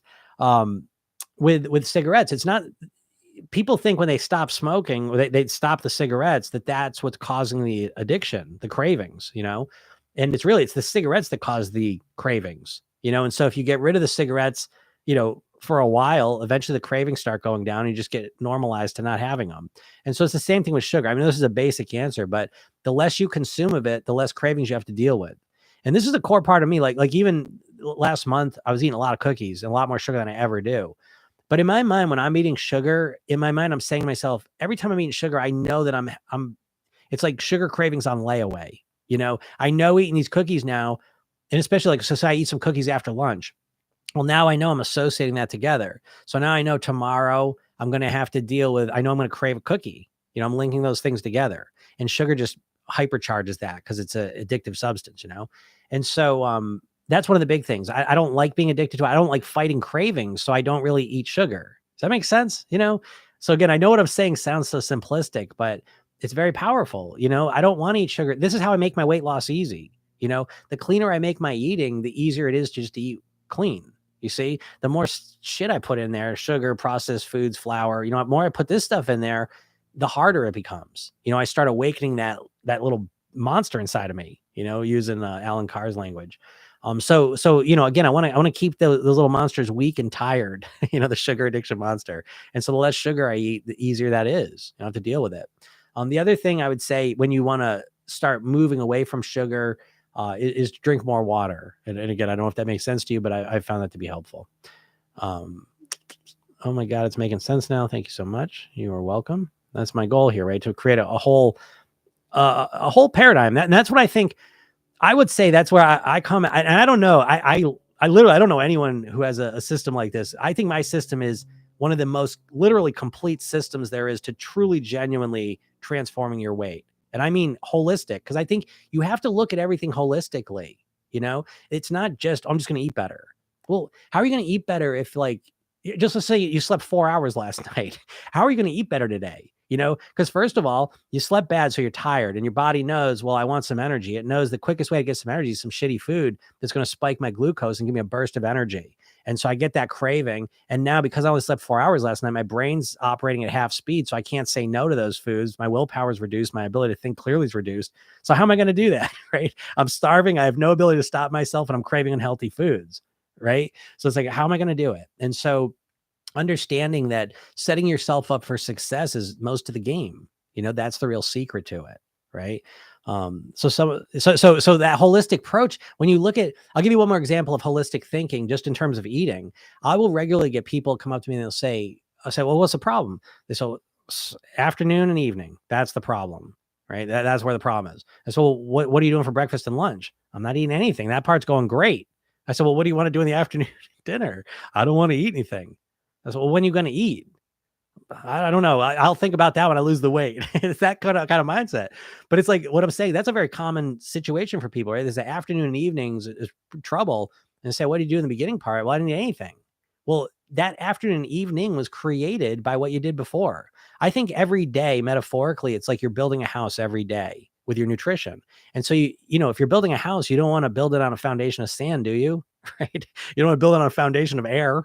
You want to build it on a foundation of concrete. So your breakfast ought to be the most nutritious meal. And if you don't like to eat breakfast and lunch, whatever the first meal of the day is, should be your healthiest, most nutritious thing you can get in your body. Because if you can do that, it changes everything that follows after it. You see? And so, but it's a different paradigm, where you're thinking about not just like, oh, the afternoon, because what's happening, I know you're doing this. You're fixated on where the problem's showing up, but you're missing out what actually created the problem. You know what I mean? The problem wasn't just created there. It was created by what happened before it, and we can go back. I mean, you can do this as much as you want, but I mean, it starts losing value after you go back past a week, perhaps, but certainly wherever the problem's happening, you should certainly go back 24 hours and look at like, what led to this? Where's my hydration level? Where's my sleeping at? Am I stressed out? Can I relax? Have I nourished my body at all? Right. And if those things, if all you've been doing is eating shit, no real nourishment, you're sleeping like crap and not getting enough sleep, you don't drink any water, you're just pounding coffee and energy drinks, You're totally stressed out, cortisol flooding through your brain and body. How are you going to choose the right foods? I mean, how are you going to lose weight that way? You know what I mean? Like it's really hard. So, yeah, thinking holistically, I think, is really the secret to getting to a place where you can master your weight comfortably and easily. That's the secret. Someone says, so I'm doing everything wrong and I don't know anything. So what is the answer? Again, I don't mean when you put it that way, right? I'm not trying to be that person. But what is the answer is everything I'm saying. It's a more holistic approach. I mean, I think my program is the answer, you know what I mean? But even in, if you want to figure out in a more complete way what I'm saying, go to my description or go to my bio and go click the link there for the 3 steps to master your weight, right? Put your name and email address in there, but that's not it. Now you're going to be brought to a page. It's got the video right on it. Press the play button and watch it. It's a half hour and it will lay all this stuff I'm saying out in a very understandable way. You take a couple notes and start going to work on it. If you like it and you want to work with me, there's information about that at the end of it. Okay. But it's like, if you're serious, and so I hope you are serious. So what is the answer? And I see the is in capitals. And so I hope you are motivated to find the answer. I hope I'm getting you riled up a little bit, right? A little uncomfortable, because the dieting thing is never going to work for you. That's what I'm trying to say. So I know that's a hard pill to swallow sometimes because you waste a lot of money and a lot of time and energy, right? But those are sunk costs, what we call that. You got to let go of that, let it go and let yourself start on a new path. And that new path is one that's going to be slower, but it's going to be easier. Okay. Because weight loss and weight mastery are 2 different paths and they're 2 completely different strategies. And so the path to weight loss is usually very extreme. It's not unusual. You're just diet calorie wise. Average Americans consuming 2,700 calories a day. The average diet, and they're cranking this up a little bit, but I don't forget all the diets that were out there starting you off at 1,200 calories a day. It's a 60% reduction day one. That's really hard. Right? I mean, that is really hard to just all of a sudden, because it's like your food, so much stuff is revolving around. You know this, but I'm just saying it out loud so you can realize, because you're in a state of hypnosis. And so you're not thinking clearly. You have an inability to think clearly when it comes to weight loss. Let me give you an example. I use this a lot. Close one eye and look at your nose. You see it. It's this, my nose is all big as hell when I'm looking at it with this one eye. Look at the other eye. Damn, it's right there. It's like it's taking up a quarter of my field of view. I open up both my eyes, my nose disappears because my brain deletes it from my awareness. This is why you are already in hypnosis when it comes to weight loss, because the diets have hypnotized you to think about weight loss in a way that is not good. And you can't even see outside of that. You're trapped in that. And so I do all these live streams. I do all this stuff to try and make you aware, first off, that the way you think about weight loss is the primary problem you have. Okay. And so if you really want to know what the answer is, I've given you some answers. I will definitely go watch the training, that I put up there. Again, a half hour, and it'll give you a new sense of what needs to change for you to truly master your weight. Now, I know most people don't go and watch it. And I know most people don't go and watch it. And then people that do go to watch it never actually push the play button and watch it. And that's because most people don't really want to lose weight, because you really are oriented around homeostasis, just maintaining the status quo. And so you don't like the weight, but you're familiar with it and you're comfortable. And that's the truth. So if you're really serious and you want to know what is the answer, I just kind of gave you a sense of it. Yeah. And again, and I know we always want tactics. So I was like, get out here and say, oh, do this. And it's like, that's like catnip to you. You know what I mean? You would love me to get here and say, oh, you want me to tell you the meal plan? You always do this one, right? It's like, look, I just made that video, right? But it's like imagine my pocket. I got a paper and on it is a meal plan. And if you follow this meal plan, you'll lose 5 to 10 pounds a week. Do you want it? You want it? Would you like me to tell you what's on that meal plan? That's what you want, right? You want to know, what do you need to eat to lose 5 to 10 pounds a week, right? That's what you want. That's what you're here for, right? What if I give you the paper that says eat carrots, drink water? What would you think I was going to say? Just what I'm saying? That is evidence of you being in hypnosis, because you're believing fairy tales. You're believing things that aren't true.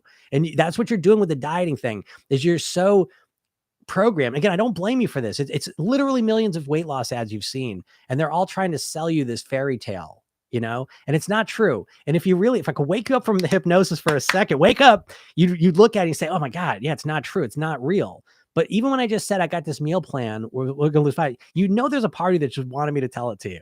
And then I tell you it's carrots and water. What would you think it was going to be? Oh, eat chocolate cake and eat cupcakes, and you want there to be some plan where you can eat chocolate cake, because that's what the diets are always selling you, isn't it? Even I'll tell you the most egregious thing, it makes me crazy, is the diabetic magazines. Look at those things, right? What's on these magazines? Chocolate cakes and how to eat your chocolate cake and still manage your diabetes. And do you know what I mean? Like the diets are owned by the food companies, and they want you to eat more food. So everything's fixated around their shitty foods.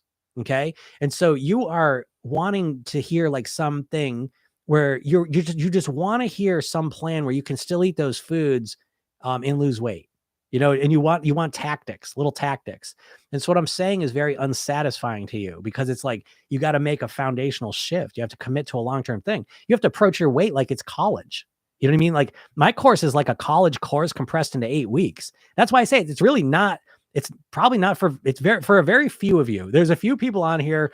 And again, the people it's for are probably already gone and watched the training and probably signed up for the program. So it's like, it's not for most people, because most people don't actually want to do the work. Most people don't actually want to lose the weight. And again, I don't say this to be a jerk. I say this to you because what I started, this whole call for me was about stop beating yourself up. You're beating yourself up about not losing weight when you haven't actually decided or committed or really even want to lose weight. That's what I'm trying to tell you. You know what I mean? Like, you're judging yours. It'd be like I don't play the piano. I've messed around a little bit, but it's like, I don't play the piano. Okay. And so it's like, what if I sat here and I was like, I'm so mad at myself that I don't know how to play the piano. Well, it's like, I never decided to do it. And that's where you're at with your weight, but you beat yourself up as if you had decided to do it. And I haven't, you haven't decided to do it, and you haven't committed to do it. And so again, you wish, right, that you would do it, but your actual want and desire and, to actually make it happen is very low, very low. Emotions. What are effective options to do easily instead of eating when you get emotions for changing habits? Yeah. Okay. So it starts with the idea of, with emotional eating, it really starts with, what emotions am I looking for? So I'll give you some typical ones. Okay. But again, it's up to you. You might have a different emotions, but I'll just give you an example.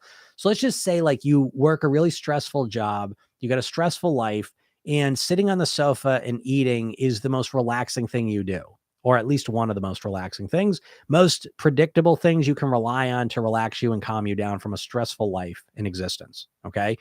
So if that's the case, there's not a chance in hell that you're ever going to stop doing that behavior until you have another way to decompress and relax and recover. Okay. Now, the good news is that relaxation, that situation, emotional eating is a very weak form of that emotion. And I know you think it's not. I know that, but it is. And so it's like, when you sit on that sofa and eat, you think it's relaxing. But if you do the fly in the ceiling technique, and those of you that are here all the time, you know this technique. If you imagine that relaxing habit of sitting on the sofa and eating, and you imagine being a fly on the ceiling and watching yourself day after day doing that, week after week, month after month, year after year, oh, geez, decade after decade, sitting there. No. Right. And you take a different perspective on it, and you see it from a different angle. All of a sudden you start to realize that is not relaxing.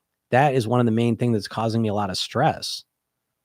You see, so it's like the things that's like one of my favorite definitions of addiction in a practical sense, is that when you are doing something that you think is making you feel good, but it's actually harming you. It's causing you to feel stressed. Almost a lot of times the opposite of what you thought it was making you feel, So it's really about getting to identify what emotions you're looking for, and then come up with real genuine strategies to feel those. And this is a different pattern, because as soon as you figure out some of those strategies and you actually start to implement them, and you feel real, genuine emotion of relaxation, because eating the food is not genuine relaxation, because as soon as you're done eating it, 5-10 minutes after that, do you feel relaxed? Right? Oh, look at that crown hat. I like that. That's awesome. So do you feel relaxed after you finished eating all the shit on the sofa? No. Do you feel relaxed when you're going to bed and you reflect on what you did? Do you feel relaxed when you wake up the next morning and you reflect on what you ate the night before? Do you feel relaxed as you go through the day and you deal with the consequences of that? No. So you see what I'm saying? So that consumption, that little phase of consumption has got you hypnotized. That's all you think about it in, And so you have to wake yourself up from that and realize, no, the ultimate consequence is the opposite of what I thought it was. So I hope that helps you out. Someone says, yes, I get it. Just waiting for the big reveal. You're so talented and passionate. I've never heard of these strategies. Thank you. That's awesome. Yeah, that's great. That's what I'm trying to do. Again, that's my whole plan here. My mission in life is to help as many people as possible live at their goal weight.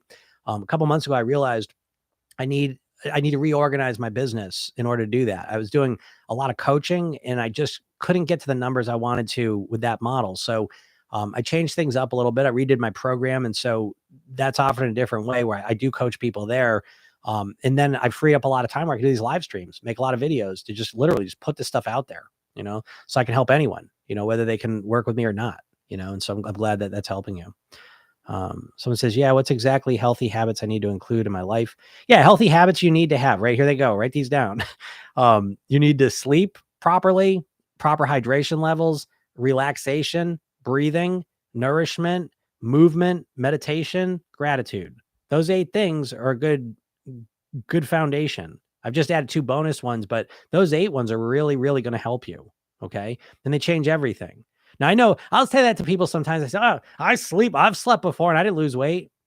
It's not like one of them. It's doing all of them and it's doing them consistently. You start doing those things. And again, I know I say those and you feel overwhelmed. So again, in my program, it's all about practicality. So I teach a technique how to do 6 of those within a minute or 2, like a simple routine. And so it's about being strategic with it.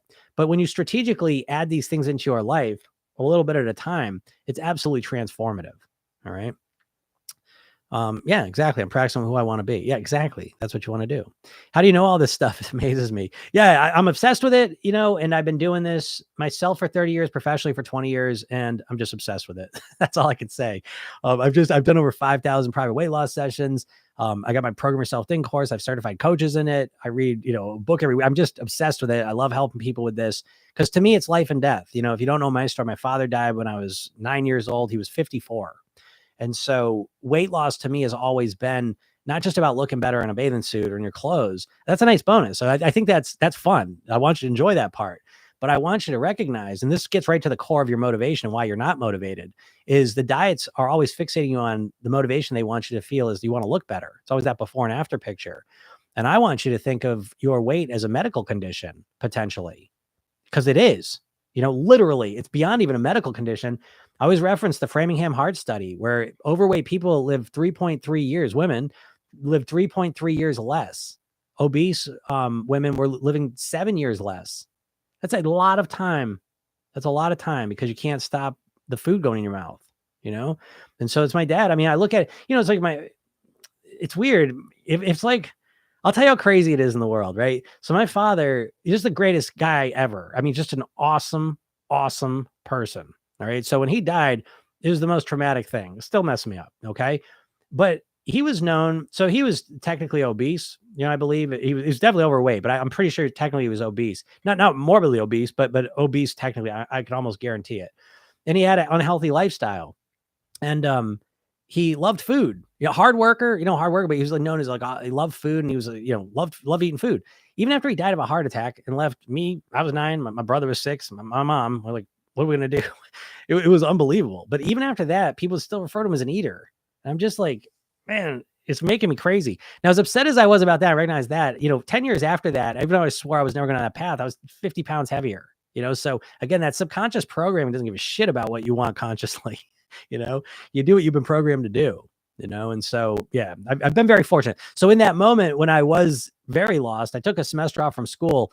I always say this because this is pure miracle, and this is just life just blessed me. That's all I can say is in a couple months, I was exposed to hypnosis, neurolinguistic programming, Tony Robbins, yoga, guitar, martial arts, right? Those are 6 of the big things. And I just got obsessed with them.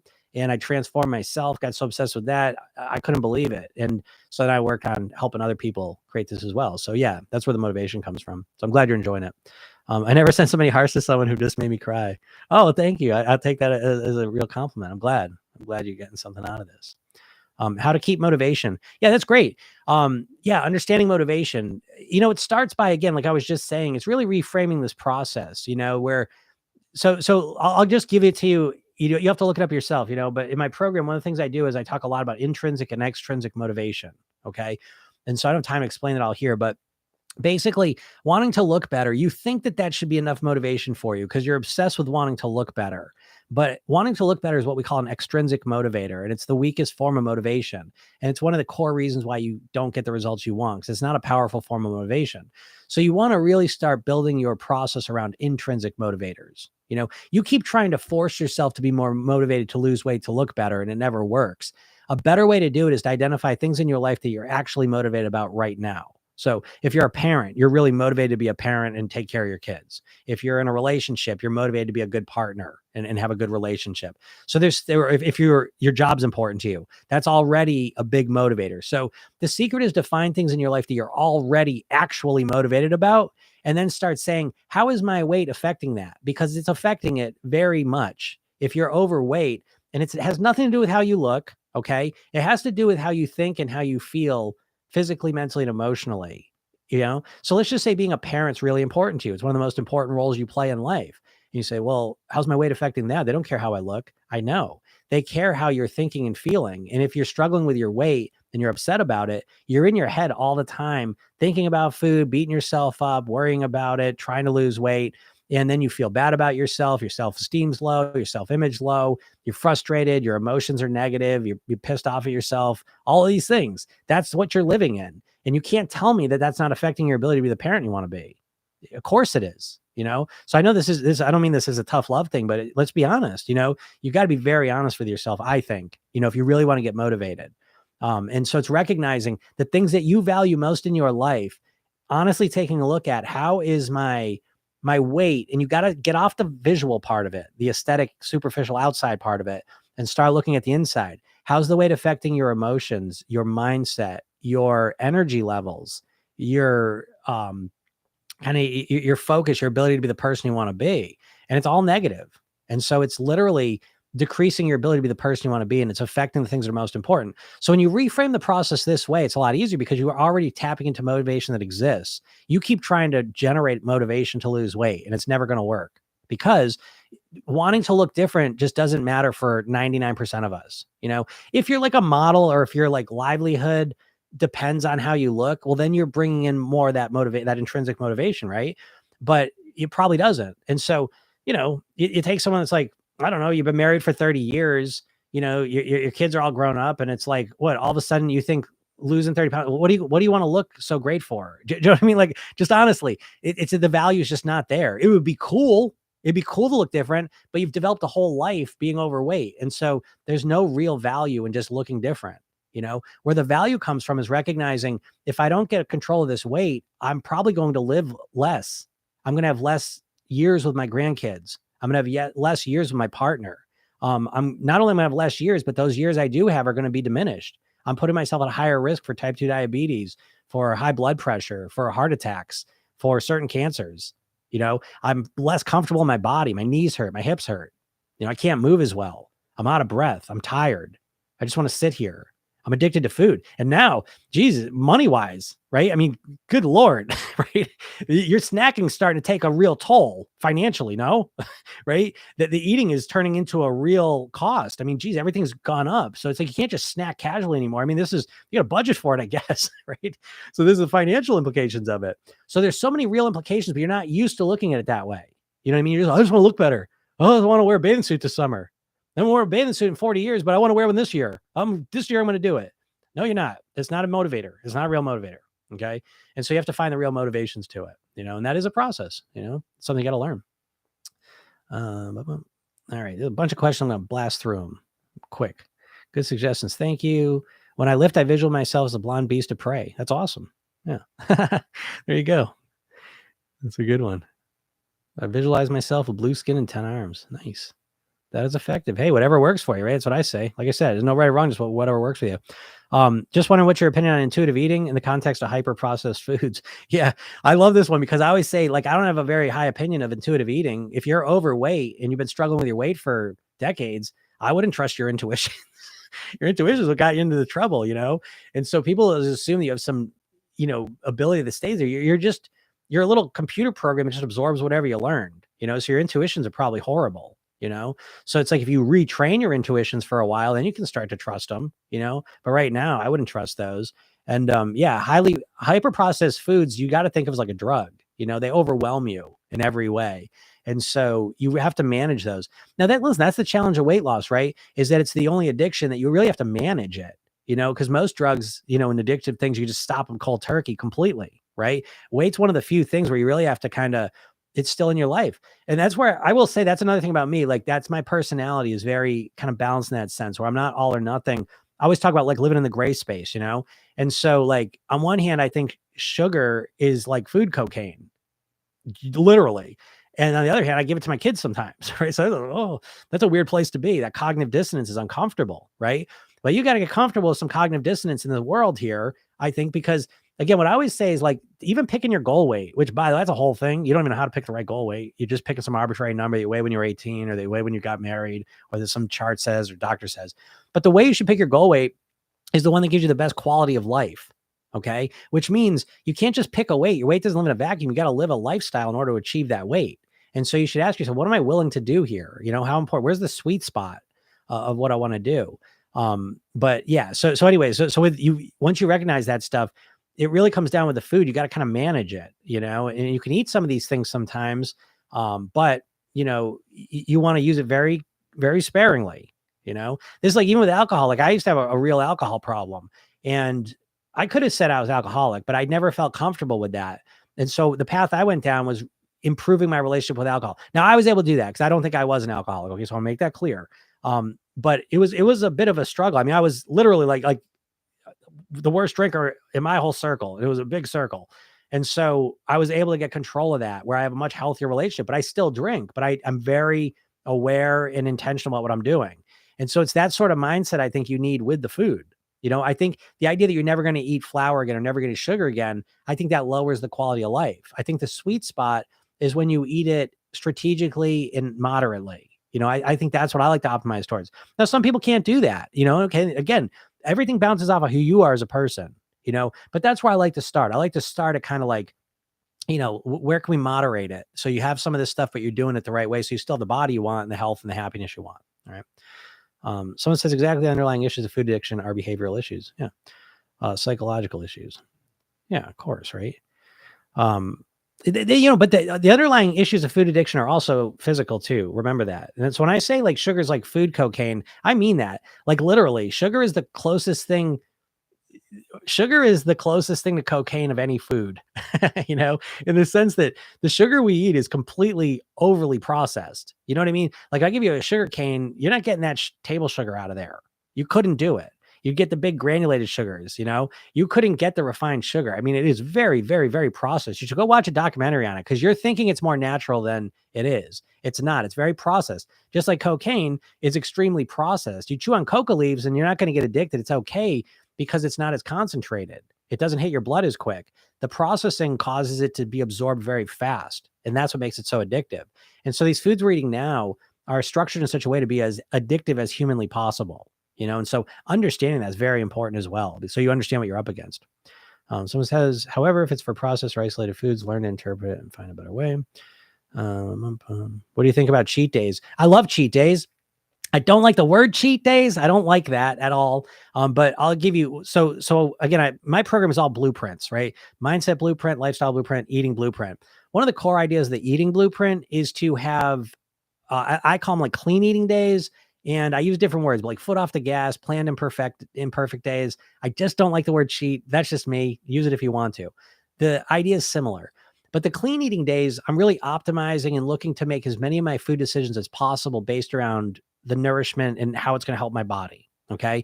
On the other days, the weekends, I make food choices based on how much I enjoy eating it. Okay. And I find personally that having both of those is crucial to my success because if I just say, okay, no more days where I eat what I want, I'm just going to, no more of those foods.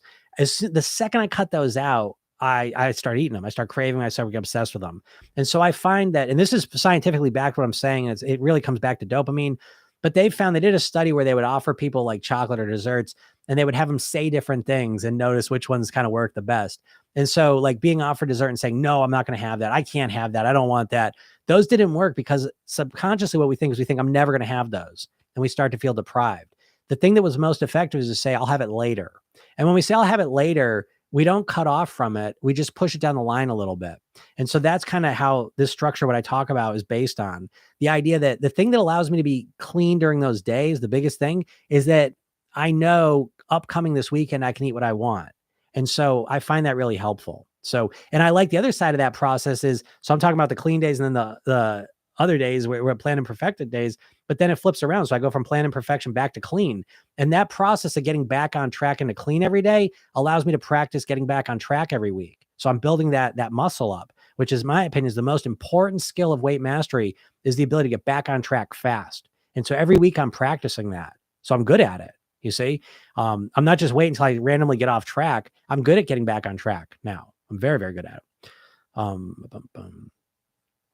Let's see here. Just hey, someone sent me a pizza. I didn't get sent pizzas. Well, I really never saw it this way. Yep, great. That's what I want to do. I want to create paradigm shifts for you in terms of how you think about weight loss, because that's how you get the most kind of leverage shift in how you're behaving and feeling about your weight. Right now, you're trapped within this diet hypnosis. You think within this little box, and it's got all sorts of limiting beliefs and misinformation and inaccurate thinking. So my goal is to kind of break you out of that consistently, so you can see that there's nothing wrong with you. You're not struggling with your weight because of some character flaw that's fixed in you. It's because your strategy, your mindset, you're literally living in a hypnotic mindset that's not true. And so I try to break that open from you. Again, I always joke, as a hypnotist, I thought I was going to hypnotize people to lose weight. It's actually much more accurate to say I'm waking people up from the hypnosis they're already in to lose weight. How about diabetic meds for non-diabetic people? That's what's hot right now. Exactly. Right. So that's the new one is the diabetic meds. Hey, people are going to do what they do, but there's no shortcuts, And so, there's no shortcuts to it. And I know this because if you look at like the gastric bypasses or lap band stuff, that's a physical shift, right? And so it forces you to eat differently and lose weight, at least in the short term, guaranteed. But what ends up happening is people, they adjust to it. And then they got to do the inner work, and they've gotten better at least at offering, counseling to do that inner work. But if you don't do the inner work, people just eat all day and they'll gain the weight anyways. They'll just eat different. So the diet, the medicines, again, it's that mentality of not wanting to do the work. But, to me, it's like, I don't do this just to lose weight. You know what I mean? Like the weight loss is really a secondary effect of why I live this way and eat this way. I primarily eat this way because I want to be the best version of me. I want to be the best dad I can be, the best husband I can be. I want to be the best business owner I can be, the best friend and family person I can be. And I want to just see who am I? What's possible? How much potential do I got in this body, in this mind? And I want to exploit it and explore it, And so the medicines, again, I'm not knocking medicines because I think there's a time and place for them, but I think people looking to get the shortcuts and just the easy way, that's a choice, and I leave it up to them, but they're not the people I would obviously be in my program. And it's not what I would want to do, but I leave it up to each person to make their own decision, Hello, I'm doing this method for manifesting for attract money. It really works. Any experience? I'm not sure exactly which method you're referencing. So I can't answer that. Alexa said you farted. Oh, what's that say? I read, Rebel Wilson is a good example. I actually liked her bigger. Yeah. Okay. Do you have a podcast? I've been listening to you on repeat on YouTube. Love your stuff. Yeah, that's awesome. Yeah, I got a podcast. It's a Program Yourself Thin podcast. Look it up. And so, yeah, listen, put me in your head because I promise even just listen to this stuff is going to help you lose weight. If you're really serious, go watch the training, that I have. Please go watch that. It's going to help you. My body feels sluggish and on the verge of puking. Okay. I don't know why. So I need a little more context on that. Any tips on emotional eating? I kind of answer this, but again, the main thing is the emotional eating is to figure out what emotions you're getting from the food. Don't just get rid of the food because that food is serving a purpose, a positive intention. Find out what that positive intention is and find better ways to get that, okay, that don't involve food. So what you're doing is you're giving yourself another choice, a better choice to experience those emotions. And once you have that better choice, your subconscious mind will choose it, okay? So don't just get rid of emotional eating, explore it, okay? See what's going on there. Yeah, treat days. That's a good one. Yeah, I like treat days. I need something better than planned imperfection. I will say that's a little blind spot or foot off the gas. Those are kind of goofy, but I got to think about that a little more. Treat days I like. But even treat, I don't know, something a little bit more. I'm going to think on that. I'm going to get back to you on that one. Someone says I'm doomed. Outside influences. One side of the family drinks and the other eats. Yeah. All right. But hey, listen, you can do it. I don't care what your situation is, but what you need when you're in a situation like that, where your environment is unhealthy and maybe even harmful influences, listen, you're at a point now in history where you can surround yourself virtually with positive influences. I'm one of them. So, you know what I mean? Put me on podcast and listen to me, because I promise what'll happen is it's not the environment as much as it is what's going on inside your head. Okay. There's stimulus that happens, and then there's an interpretation phase, and then there's our experience of it. Okay. So the experience itself does not dictate how we interpret it and how we experience it. All right. So even if it's an extra challenge, I'm not doubting and understating that it's a challenge when you don't have any support around you. But you have the opportunity now in this day and age to really put yourself into a virtual positive environment. And by doing that regularly, what happens is you can be in unhealthy environments and unhelpful environments, and you can still remain kind of centered and grounded with who you want to be. Okay. I promise you. And that's a real nice feeling. Can you repeat the podcast name? Yeah. Program Yourself Thin podcast. And you'll find it's on all the things, and I'm on YouTube. So if you want to watch the videos, you can watch those. But if you want to just listen to the podcast, go listen to Program Yourself Thin. That's the name of my program. That's kind of my whole methodology. All right. Programming your subconscious mind to make you thin. Thin, by the way, it's just a word I use to mean your goal weight. Okay. So it's not like thin, it's not some arbitrary thing. It's like whatever your goal weight is. I just use the word thin with that. You don't like the word thin, use something else. And then your goal weight is the one that gives you the best quality of life, makes you the happiest and the healthiest. That's what I would suggest you orient that around. All right. How to be skinny. I'm so fat. I'd re-listen to this. I got to get out of here, but yeah, you can do it. All right. It's just one step at a time, 1 pound at a time. All right. All right, everyone. Thanks a lot. Have a great day, and I'll see you soon. Bye.